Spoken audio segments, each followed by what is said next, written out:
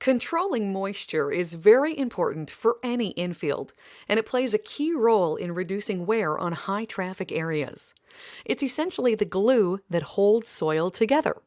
Once again, you'll need to brush away the excess soil from your repair work. Then, with a watering can, wet the entire clay area, not just the area you repaired. It works best to water from the top down.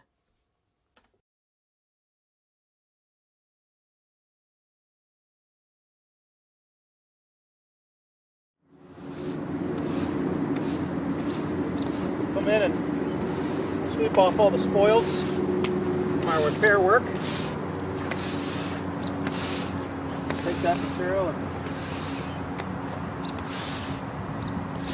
throw it away. It has some contamination in it, so we don't want to use it again for repair, because that weakens the strength of that clay.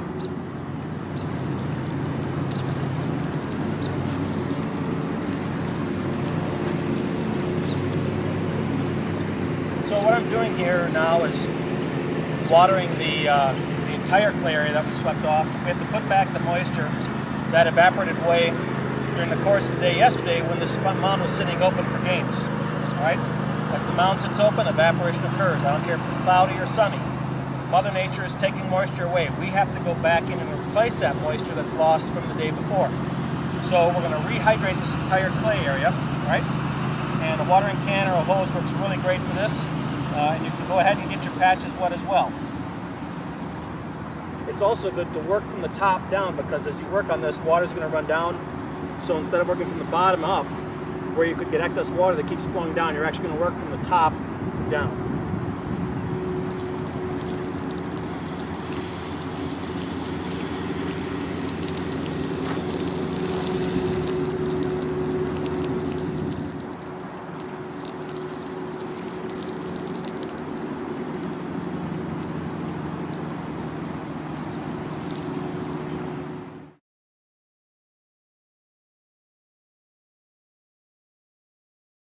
Covering soil with a tarp can protect your field from rain, but did you know that's not the primary reason you should use area tarps on the pitcher's mound and around home plate?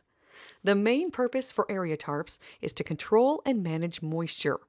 These tarps help stop evaporation. By retaining moisture in the soil, area tarps will help prevent excessive wear in these high traffic areas. Area tarps should be in place whenever a field is not in use.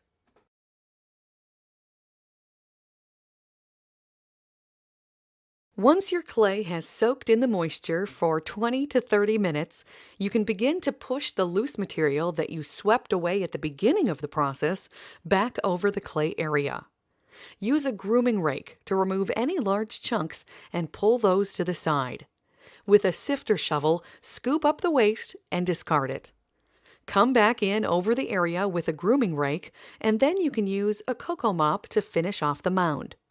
For finishing off the area around home plate, a steel mat drag or cocoa mat drag will work better.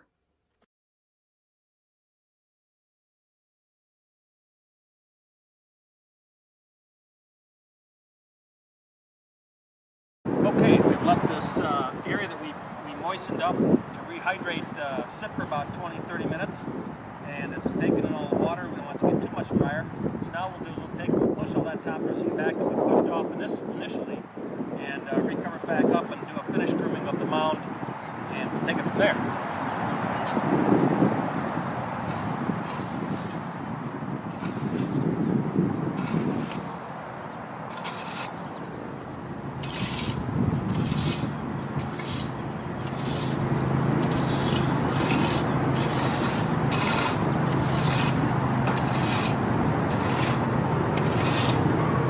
Next we'll rake out all the chunks that are trash so we can pull those off.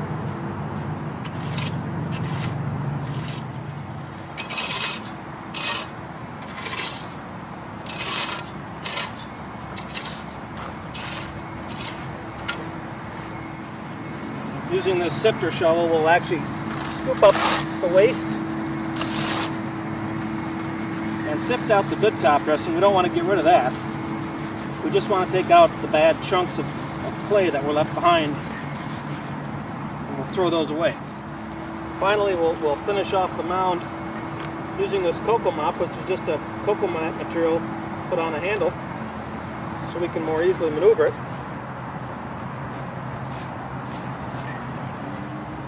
One thing we don't want to do here, you'll notice, is we have a very thin layer of top dressing on the surface here, probably no more than, maybe a quarter of an inch at the most.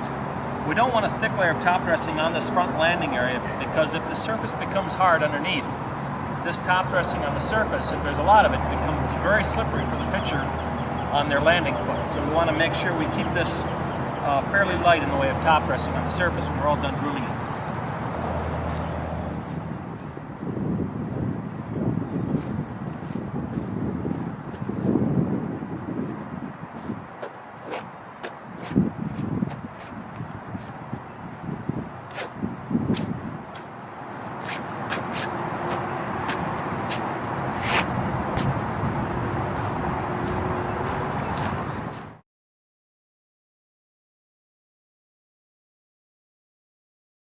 It's a reoccurring theme, but it's true. Moisture is important right up to game time. With everything ready to go, you'll want to give the mound and area around home plate one last shot of water over the entire surface.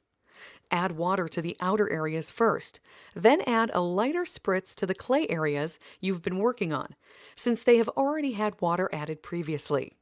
If you have time before a game, put the area tarps back over these areas to help retain moisture.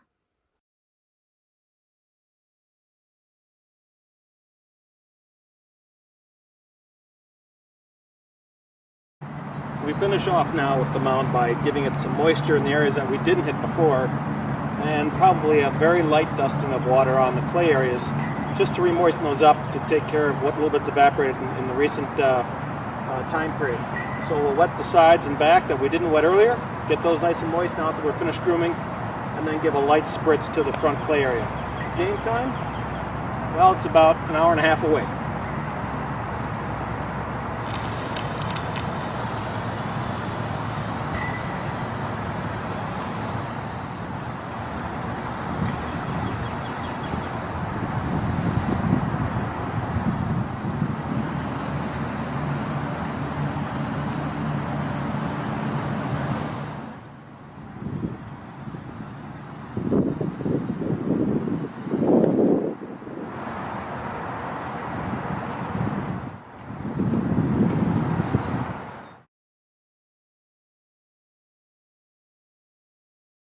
There's one more section in this lesson, but before you get to that, try this quick pop quiz to make sure you have a good handle on moisture and finish grooming.